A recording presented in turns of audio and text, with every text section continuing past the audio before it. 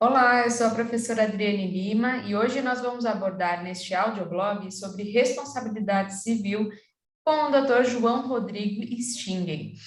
O Dr. João Rodrigo é advogado em direito digital e extrajudicial, também é consultor jurídico em proteção de dados, certificado pela Exim, é especialista em direito digital, em proteção de dados pela EBRAD, também é membro da Comissão Nacional de Direito Notarial e Registral da Associação Brasileira de Advogados, a ABA, e da Associação Nacional de Profissionais de Privacidade de Dados Pessoais, a ANPPD.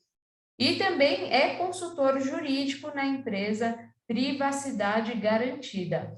Doutor João, é um prazer recebê-lo para o nosso audioblog no curso de pós-graduação aqui da Universidade Presbiteriana Mackenzie. Obrigada por aceitar o convite, né? E vamos falar sobre esse assunto?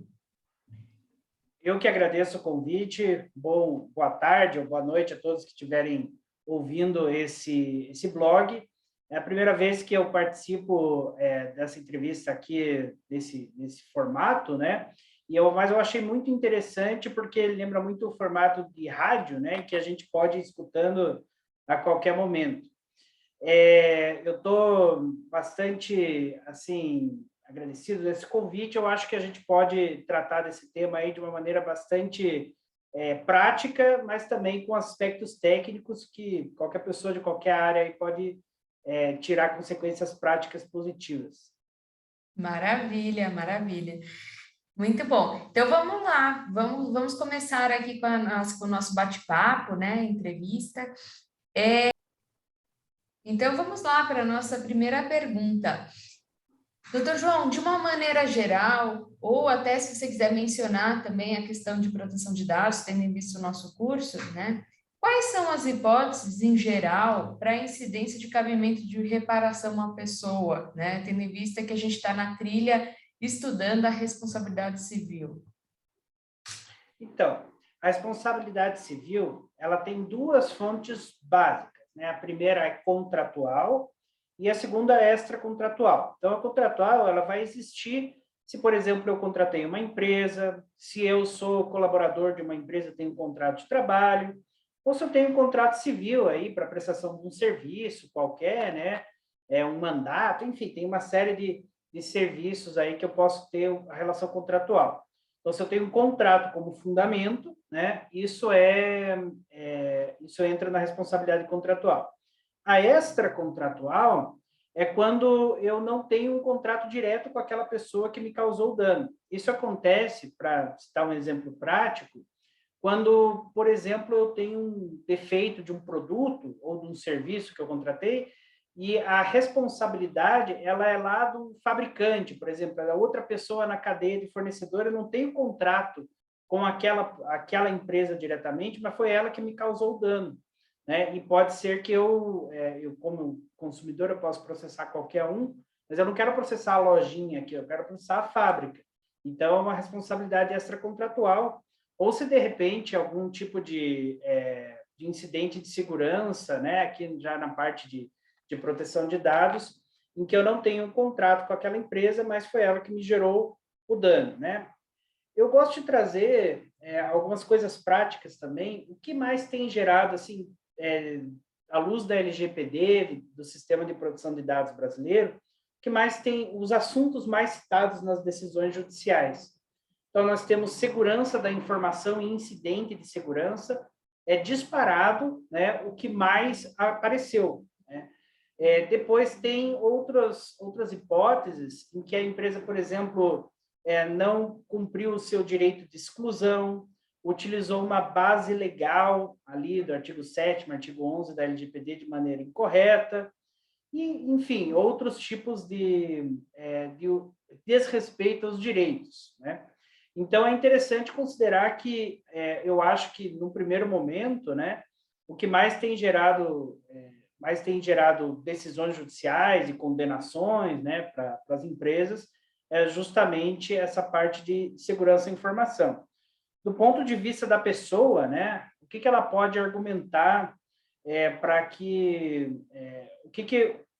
tipo de dano, né, pode ser gerado para uma pessoa. pode ter exposição da intimidade, isso está relacionado bastante com lá o direito previsto no artigo 5º, lá, inciso 10º da Constituição, direito à privacidade, também tem no Código Civil, mas também pode ser um outro dano material qualquer. Só tem um exemplo muito clássico aí, de que se eu inscrever a pessoa no SPC, por exemplo, de maneira errada, essa pessoa tem a imagem dela prejudicada, ela não consegue um crédito.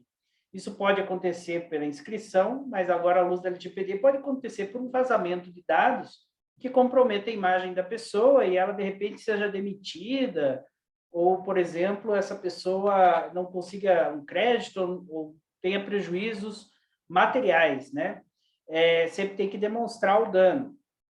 A princípio, também tem a responsabilidade, aliás, a possibilidade de eu pedir um dano moral, só que para alertar que 90% das decisões que foram mapeadas até agora, né, elas têm considerado que esse dano moral ele não é assim, como a gente chama no direito in re ipsa, né, ele não decorre só da existência de um incidente de segurança, por exemplo, de uma violação de direito. Eu tenho que demonstrar de que forma esse vazamento de dados ele gerou algum dano para mim. Não adianta eu simplesmente falar, vazou meu dado. Só isso, pelo menos atualmente, os tribunais não têm considerado.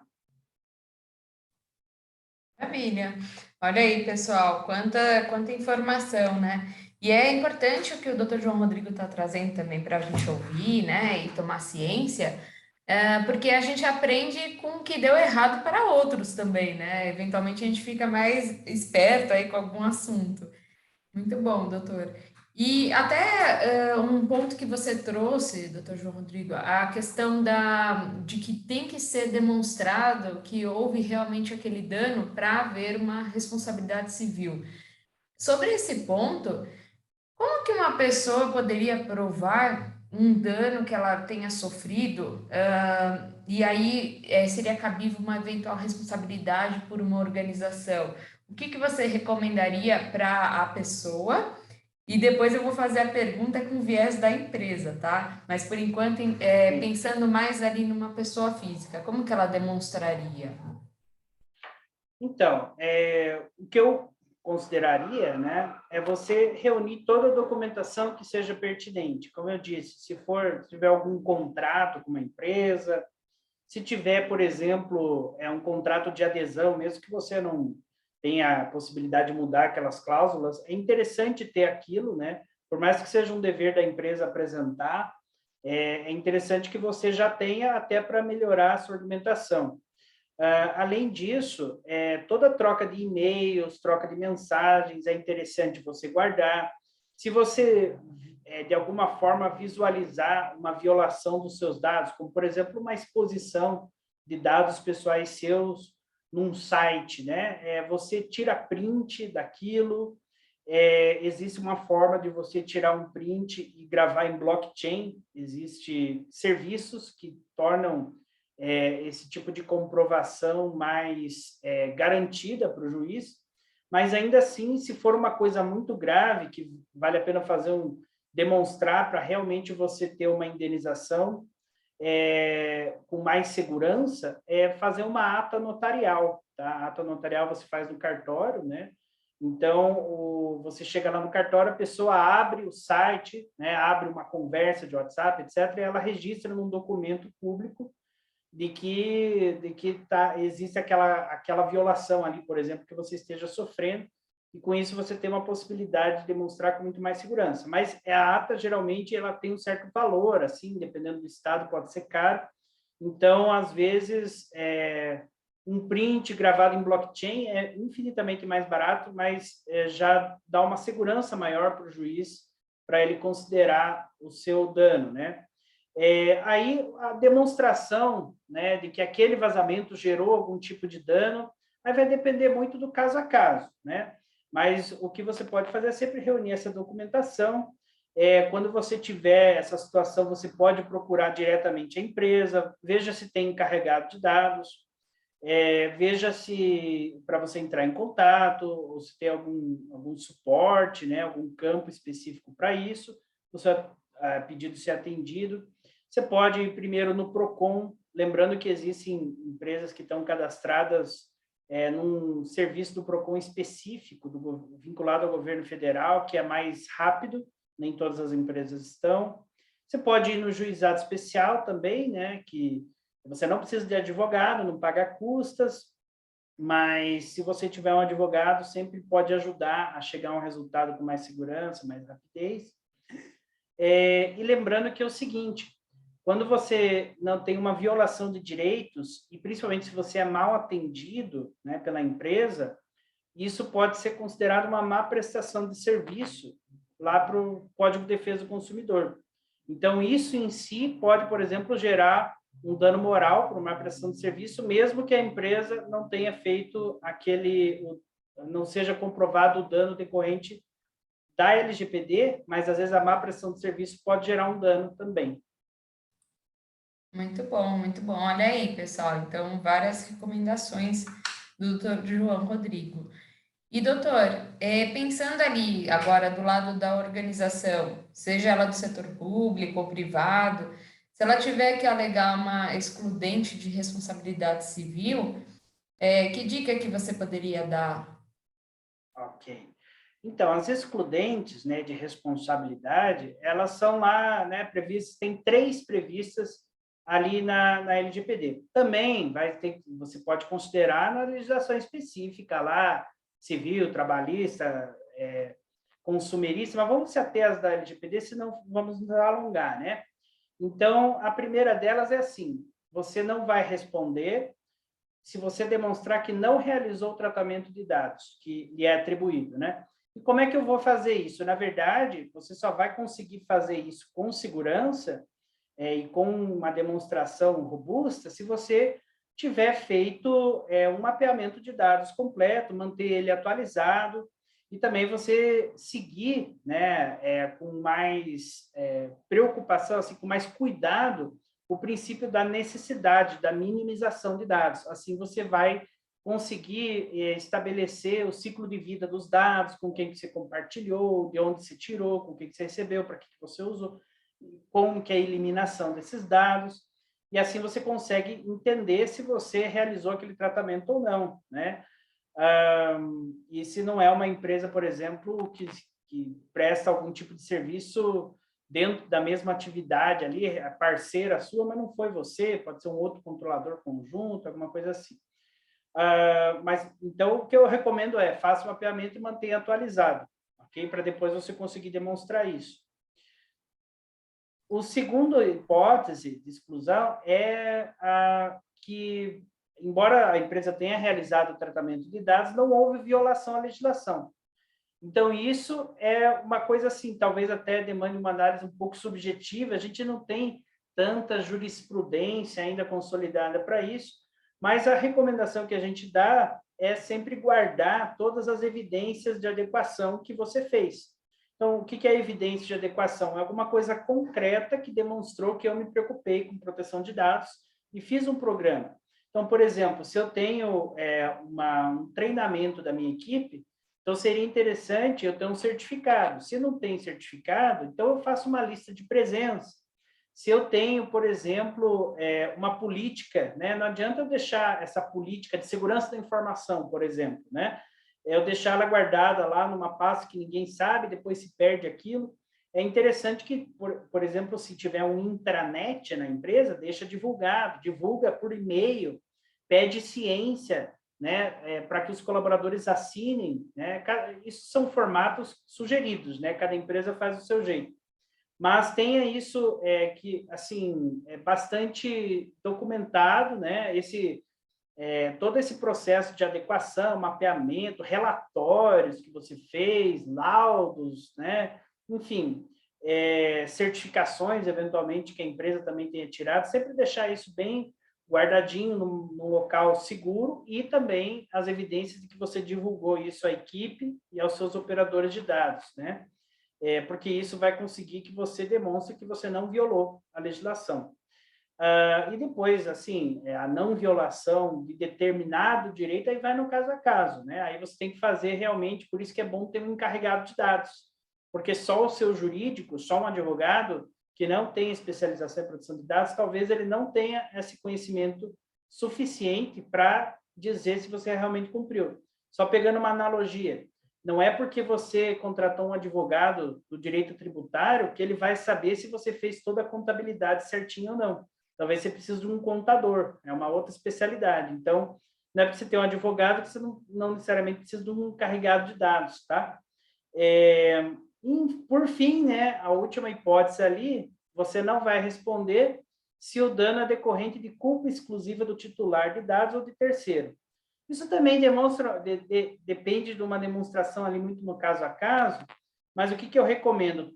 Cumprir bastante o dever de informação com avisos de privacidade, aviso de cookies, aviso legal, coletar o consentimento, né, de uma maneira bem específica, detalhada, ter um termo de uso, isso eu acho mais importante, um termo de uso, se você tiver alguma aplicação na internet, bem detalhado e bem feito, porque se a pessoa, por exemplo, compartilhou a senha dela, por culpa dela, estava previsto que ela não devia fazer isso, e disso vem um dano, o problema é da pessoa, a culpa é exclusiva dela, né? Só para dar um exemplo muito recorrente, né?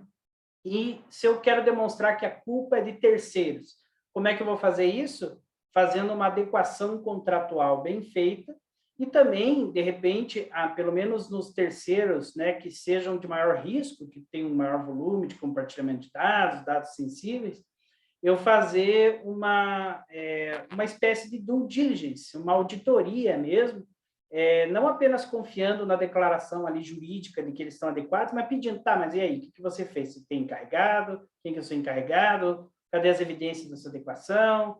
Né? Você fez treinamento? Então, eu quero ver como é que você fez treinamento da sua equipe, porque aí você se resguarda, né? Se acontecer alguma coisa, você consegue distribuir essa culpa de uma maneira justa entre as pessoas que participaram do tratamento. Então, várias dicas.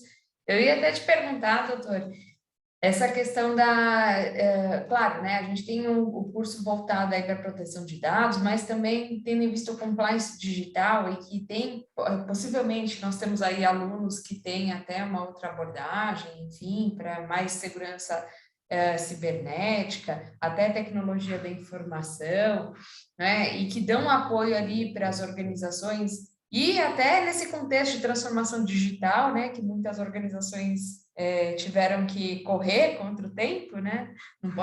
Durante a pandemia e também agora no pós-pandemia. O que você acha numa situação de um e-commerce, né? Você mencionou até a questão do termo de uso, que poderia ser bem detalhado ali.